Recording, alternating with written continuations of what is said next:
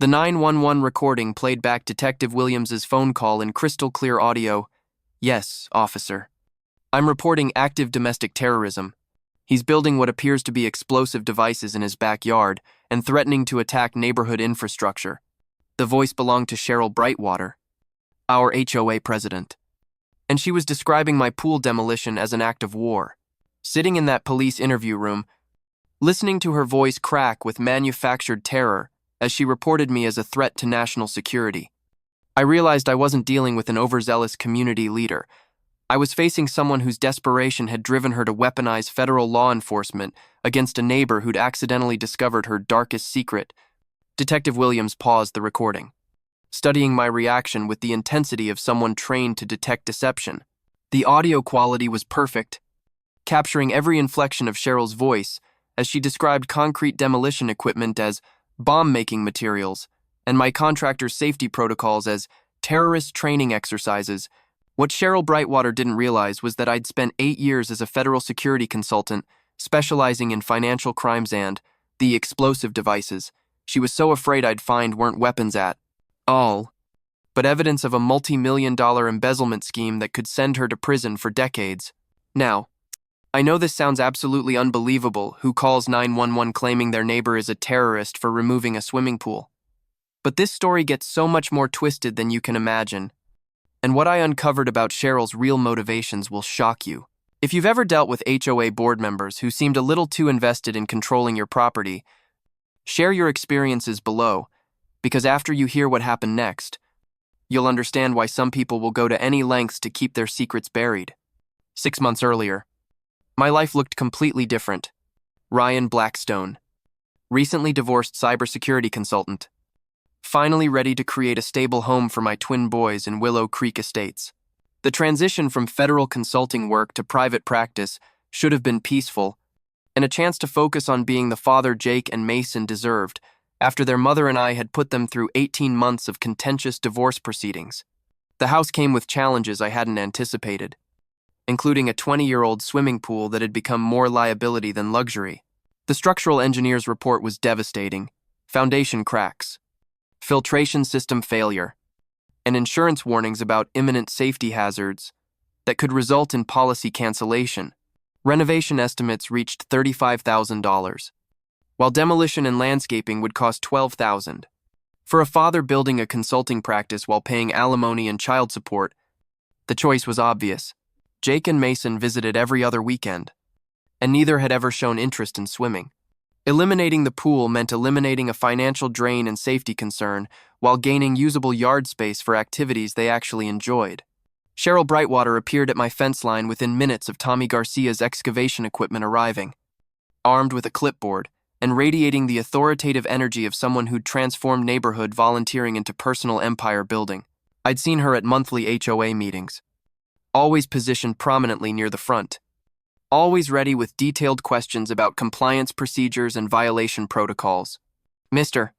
Blackstone," she announced, her voice carrying the unquestioned authority of someone accustomed to immediate obedience. "This excavation requires architectural review board approval and environmental impact assessment." I looked up from the demolition permits Tommy and I had been reviewing, genuinely confused by her assertion. My research into community guidelines had been thorough, conducted with the same methodical approach I'd used investigating financial fraud for the Treasury Department.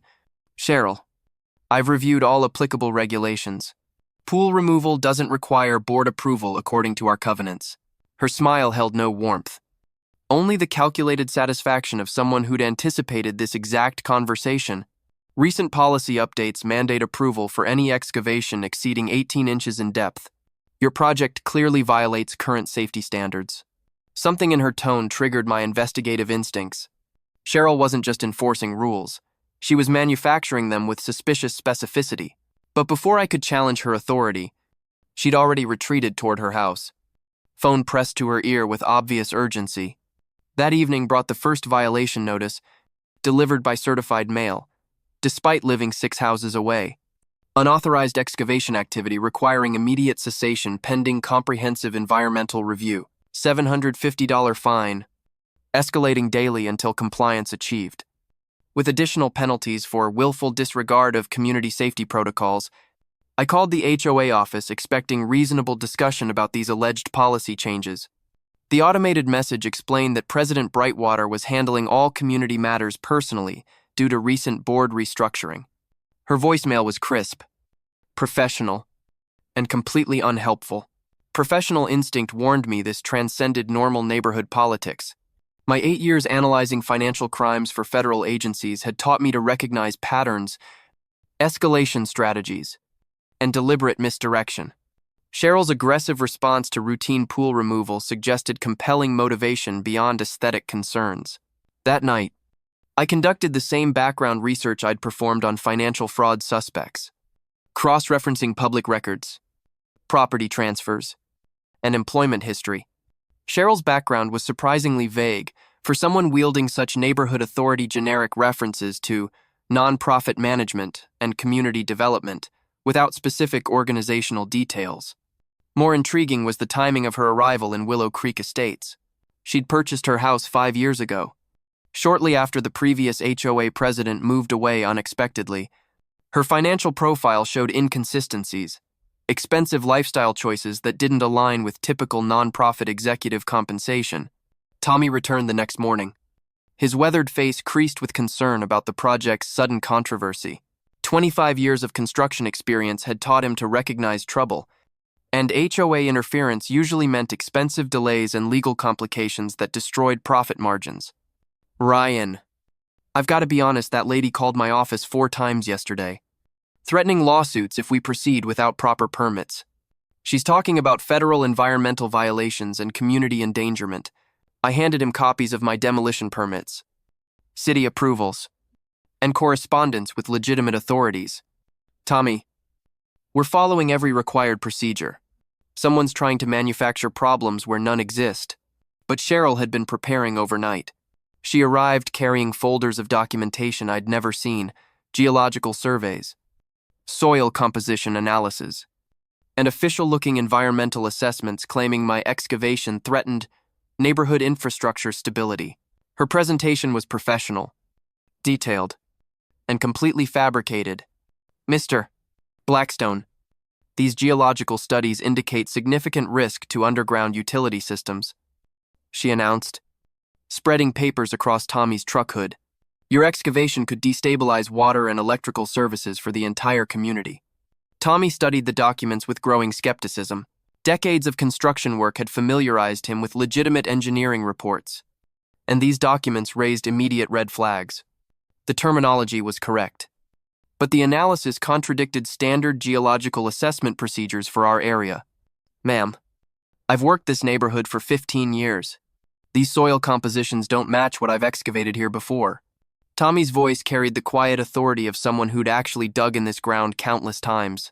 These reports seemed to describe conditions from a completely different geological zone. Cheryl's professional mask slipped for just a moment, revealing something desperate and dangerous beneath her community leader facade. Mr. Garcia, I'm sure your experience is valuable, but these assessments were conducted by certified environmental professionals with specialized testing equipment. The conversation continued for another 30 minutes, with Cheryl producing increasingly sophisticated documentation to support her claims. Each document looked official enough to fool casual inspection, but my federal background recognized the subtle inconsistencies that betrayed sophisticated forgery. After she left, Tommy pulled me aside with obvious concern. Ryan, I've seen neighborhood disputes before, but this feels different. That woman's not just trying to stop your pool removal, she's terrified of what we might uncover down there. His observation aligned with my growing suspicions. Cheryl's desperation suggested the excavation threatened something more significant than neighborhood aesthetics. But what could possibly be buried under a suburban swimming pool that warranted such elaborate deception? The answer began revealing itself when Tommy's metal detection equipment started registering significant anomalies 24 inches below the pool's foundation. The signals were consistent with large metallic objects buried in organized patterns, definitely not random debris or standard utility installations. Ryan, you need to see this, Tommy called, holding up his detection equipment. There's something substantial down here. Multiple containers, arranged deliberately, to been buried for years. I knelt beside the excavation, studying the detector readings with growing unease. My federal experience included training with evidence recovery techniques, and these readings resembled the signatures of deliberately buried storage containers, not weapons necessarily, but organized concealment of materials placed with careful planning. Frank Morrison appeared at my fence line as we examined the detection results, his elderly face pale with recognition and something approaching fear. Frank had lived in Willow Creek Estates since its original development, maintaining the kind of institutional memory that makes neighborhoods function smoothly, and his expression suggested he understood exactly what we'd discovered. "Son, you need to stop digging right now," he whispered, glancing nervously toward Cheryl's house. "What you're finding down there has been buried since before she moved here, and there are people who'll do anything to keep it hidden." His warning sent ice through my veins. Frank's expression held the haunted quality of someone carrying dangerous knowledge, and his obvious fear transformed my understanding of the situation completely. "Frank, what exactly do you know about what's buried here?" He looked around carefully before responding, his voice barely audible. "I'm a retired IRS investigator, 35 years chasing financial criminals. I recognized money laundering patterns in our HOA finances within 6 months of Cheryl taking over. She's not just embezzling from us, she's using our community to hide something much bigger." The revelation hit like a physical blow. Frank's professional background explained his nervousness around financial discussions, and his recognition of criminal patterns gave credibility to suspicions I'd been developing about Cheryl's true motivations. "Frank, I need you to tell me everything you know. If you're right about this, we're dealing with federal crimes that go way beyond HOA politics." His story would transform my understanding of everything, revealing why Cheryl had been so desperate to prevent my excavation from continuing and why she'd escalated to terrorism accusations when traditional intimidation tactics failed. She moved here 5 years ago, right after the previous president died unexpectedly. Within months, our HOA financial structure became incredibly complex for such a small community. Multiple accounts, unusual investment strategies, vendor contracts that didn't make sense. Frank's analysis aligned with patterns I'd seen during federal investigations of money laundering operations. Complex financial structures often disguised systematic theft or provided mechanisms for legitimizing illegally obtained funds. "What kind of amounts are we talking about?"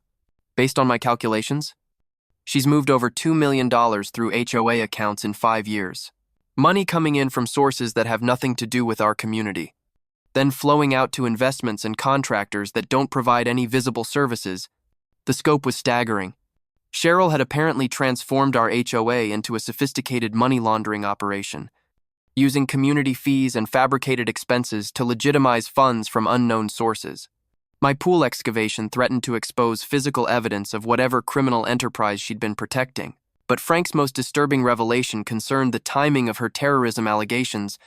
"Ryan, she called that 911 number exactly 17 minutes after Tommy's equipment hit the buried containers. Someone's been monitoring your excavation with professional surveillance equipment." The precision suggested coordination far beyond individual desperation. Cheryl had access to surveillance technology and communication networks that indicated involvement with organized criminal activity much more sophisticated than simple embezzlement. Tommy's excavation had unknowingly triggered a response from people who'd been waiting years for exactly this moment. The question was whether I had the skills and resources necessary to survive whatever was coming next. Because Cheryl's escalation to federal terrorism charges meant she was prepared to destroy anyone who threatened her operation. As evening approached, I watched Cheryl's house through my kitchen window, noting details that had previously seemed innocent. The sophisticated communication equipment disguised as satellite television dishes, the reinforced security features that looked decorative but provided tactical advantages, the visitor patterns that suggested coordination with people who didn't live in our neighborhood. Frank was right. I wasn't dealing with an overzealous HOA president. I was facing a professional criminal who'd spent 5 years building an elaborate operation in our suburban community, and my accidental discovery had forced her to choose between exposure and elimination. The buried containers held evidence that could destroy her entire criminal enterprise, which meant she'd do anything necessary to prevent me from exposing their contents. Her next move would determine whether this remained a legal battle or escalated to something far more dangerous. But what Cheryl didn't understand was that my federal background had prepared me for exactly this kind of investigation. While she'd been planning her next escalation, I'd been documenting everything. building a case that would expose not just her crimes, but the entire network she'd been protecting. The war for Willow Creek Estates was about to begin in earnest, and neither of us fully understood what we'd uncovered buried beneath my swimming pool. Frank's hands shook as he unlocked a metal filing cabinet in his garage, revealing 3 years of meticulously documented evidence that would change everything. The folders contained photocopied bank statements, vendor contracts, and financial analysis that painted a picture of systematic criminal activity far beyond anything I'd imagined. Ryan, what I'm about to show you proves Cheryl isn't just embezzling from our HOA, Frank whispered, spreading documents across his workbench. She's Rebecca Coleman, wanted by the FBI for stealing $2.3 million from the Children's Cancer Foundation. She's been using our community to launder money stolen from cancer patients. The name hit me like a sledgehammer. Rebecca Coleman had been featured in Treasury Department briefings about charity fraud, one of the most sophisticated embezzlement cases in federal history. The investigation had gone cold when she'd vanished 3 years ago, leaving behind devastated families whose children had been denied life-saving treatments because of her theft. Frank, are you absolutely certain about this identification? He handed me a comparison photo showing Cheryl at an HOA meeting next to Rebecca's FBI wanted poster. The facial structure was identical, but subtle cosmetic surgery had altered her appearance just enough to avoid casual recognition. More damning was her signature analysis. The mathematical precision of her handwriting patterns matched exactly despite attempts to disguise her identity. The buried containers suddenly made perfect sense. Rebecca had fled with encrypted hard drives containing evidence of her complete embezzlement operation, including offshore accounts, shell company structures, and communication records with criminal associates. She'd buried the evidence in Willow Creek to avoid detection while building a new identity as Cheryl Brightwater. But Tommy's excavation had threatened to expose everything she'd spent 3 years protecting. Her terrorism allegations weren't just desperate deflection, they were a calculated attempt to stop federal investigation before it could uncover evidence that would destroy her carefully constructed false identity. Detective Williams returned that afternoon with Agent Melissa Torres from the FBI's Financial Crimes Unit. The terrorism allegations had triggered federal involvement, but Agent Torres specialized in charity fraud and immediately recognized the patterns Frank had documented in our HOA finances. Mr. Blackstone, we've been tracking Rebecca Coleman for 3 years, Agent Torres explained, reviewing Frank's evidence with obvious excitement. The Treasury Department flagged suspicious financial activity in your area 18 months ago, but we couldn't identify the source until now. My federal background provided immediate credibility with both investigators. They understood I had the training necessary to analyze complex financial crimes and the security clearance required to handle sensitive law enforcement information. Agent Torres, what's the scope of Rebecca's criminal activity beyond the charity embezzlement? Her expression darkened as she outlined a criminal enterprise that spanned multiple states and organizations. Rebecca Coleman is suspected of stealing over $8.7 million from 7 different charities over 15 years. She's operated under 4 different identities, targeting nonprofits that serve vulnerable populations, cancer patients, homeless children, elderly care facilities. The evil was breathtaking. Rebecca had systematically stolen from organizations designed to help society's most vulnerable members, using sophisticated accounting manipulation and psychological manipulation to avoid detection while building personal wealth from others' suffering. But Agent Torres's most shocking revelation concerned the buried evidence. We believe those containers hold cryptocurrency wallets and offshore account information worth over $6 million. If we can recover that evidence, we can trace her entire criminal network and recover funds for thousands of victims. The stakes had escalated beyond neighborhood disputes to federal prosecution that could impact thousands of families whose loved ones had suffered because of Rebecca's crimes. My accidental discovery had become the key to one of the largest charity fraud cases in federal history. Tommy's professional excavation equipment worked under FBI supervision to carefully recover the buried containers. The waterproof cases contained exactly what Agent Torres had predicted: encrypted hard drives, cryptocurrency storage devices, and printed financial records documenting Rebecca's complete criminal operation. Jesus Christ, Tommy muttered as federal technicians cataloged evidence. I've been digging for 25 years. Never found anything like this buried in someone's backyard. But Rebecca wasn't finished. Her escalation to terrorism allegations had failed to stop the investigation, forcing her to activate contingency plans she'd hoped never to use. That evening brought the most terrifying development yet, a coordinated campaign designed to eliminate everyone who threatened her operation. Lisa Chen, the single mother who'd been asking questions about HOA financial irregularities, suffered a suspicious car accident that totaled her vehicle, but left her miraculously unharmed. Frank's house was burglarized, with thieves specifically targeting his financial records while ignoring valuable electronics. My own home security system detected multiple attempts to breach perimeter defenses using sophisticated electronic countermeasures. She's not working alone, Agent Torres explained during an emergency briefing at the FBI field office. Rebecca's criminal network includes professional associates who specialize in witness elimination and evidence destruction. Your discovery has triggered protocols designed to protect her identity at any cost. Federal protection details materialized around key witnesses, while forensic accountants began analyzing the recovered evidence. The hard drives contained financial records spanning Rebecca's entire criminal career, including detailed documentation of how she'd selected targets, manipulated accounting systems, and moved stolen funds through international networks. Most disturbing was her psychological profile, revealed through recorded conversations with criminal associates. Rebecca viewed charity fraud as a victimless crime, claiming that wealthy donors wouldn't miss money they'd planned to give away anyway. She showed no remorse for cancer patients who died because stolen funds had prevented their treatment. Ryan, what we've uncovered goes far beyond individual embezzlement. Agent Torres continued. Rebecca was part of an organized criminal network that systematically targets charitable organizations nationwide. Your evidence provides the breakthrough we need to prosecute the entire operation. The federal investigation expanded rapidly as analysts traced connections revealed by the buried evidence: shell companies in 12 states, offshore accounts in 6 countries, and coordination with organized crime families who specialized in money laundering and identity theft. Rebecca's operation had generated hundreds of millions in stolen funds over 2 decades, but her most dangerous response came when she realized federal investigation couldn't be stopped through intimidation or elimination. Desperate and cornered, Rebecca activated her final contingency plan, a manufactured terrorism threat designed to create enough chaos to escape during federal response confusion. The elementary school lockdown began at 2:47 p.m. when Rebecca called 911, claiming to have discovered terrorist explosives planted throughout Willow Creek Elementary. Her report described sophisticated devices targeting children, requiring immediate evacuation and federal bomb squad response. This is Agent Torres.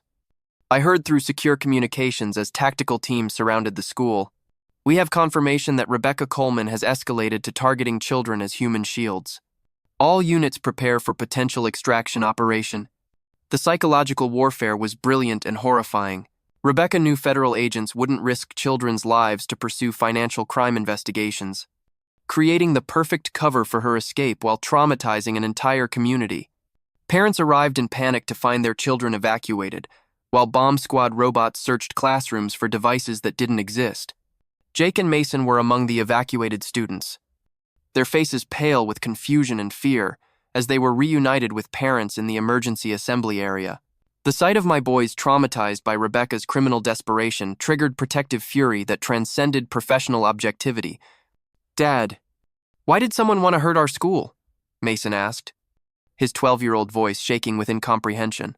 Because some people will do anything to avoid facing consequences for their choices, I replied, pulling both boys close while federal agents coordinated around us. But the bad person isn't going to hurt anyone. The police are going to stop her. But Rebecca's plan had a fatal flaw. Her terrorism hoax created federal jurisdiction that gave Agent Torres expanded authority to coordinate with international law enforcement agencies. Within hours, Interpol had frozen offshore accounts while foreign governments initiated asset seizure procedures. She's trapped, Agent Torres explained as the bomb squad confirmed no explosives existed at the school. Rebecca's escape routes have been eliminated. Her financial resources are frozen, and her criminal associates have been arrested in coordinated raids across 4 states. The manhunt lasted 18 hours before tactical teams cornered Rebecca in a storage facility where she'd been destroying additional evidence.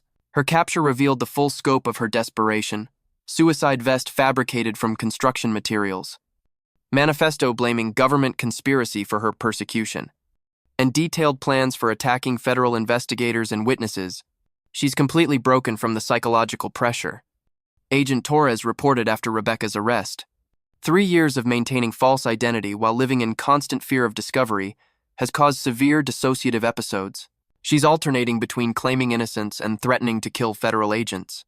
The criminal trial became a media sensation as prosecutors revealed the scope of Rebecca's charity fraud network, testimony from cancer patients who'd been denied treatment, families who'd lost loved ones due to delayed care, and elderly victims who'd suffered because stolen funds had prevented essential services.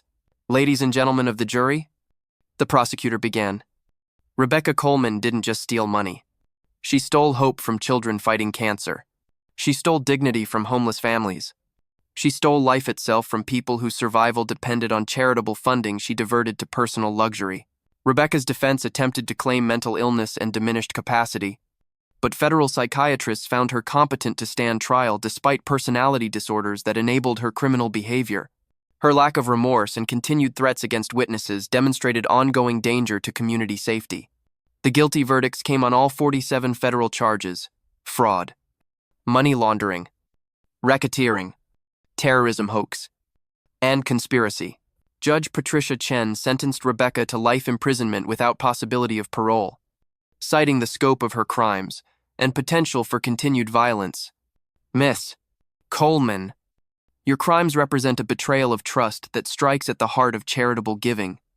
Judge Chen stated during sentencing, you have caused immeasurable suffering to vulnerable populations who depended on resources you stole for personal gain.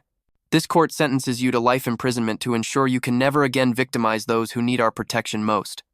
The asset recovery process returned over $6.8 million to affected charities, allowing delayed treatments to resume and preventing future victims from suffering because of Rebecca's theft. The Children's Cancer Foundation received enough recovered funds to treat 43 children whose care had been interrupted by her embezzlement. Willow Creek Estates transformed dramatically after Rebecca's removal. Frank Morrison was elected HOA president with a mandate for complete financial transparency and accountability.